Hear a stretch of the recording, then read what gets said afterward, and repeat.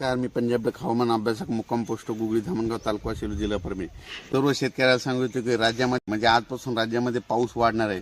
म्हणजे खरं तर उद्यापासून जास्त वाढेल, पण आज बऱ्याच ठिकाणी सुरुवात होणार आहे. म्हणजे 19 जुलै, 19, 20, 21, 22, 23 जुलै दरम्यान राज्यात पुन्हा पावसाचा जोर वाढणार आहे.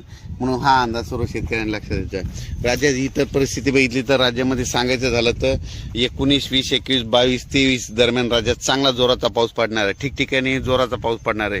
काही ठिकाणी वावणे होणार आहे, कुठं मुसळधार होणार आहे. त्याच्यामुळे हा अंदाज लक्षात घ्यायचा.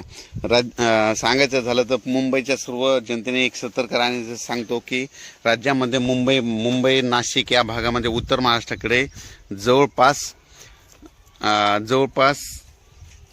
21 जुलै, 22 आणि 23 जुलै दरम्यान मुंबईकडे मुसळधार पाऊस पडणार आहे. उत्तर महाराष्ट्राकडे मुसळधार पाऊस पडणार आहे. म्हणून हा अंदाज लक्षात द्यायचा.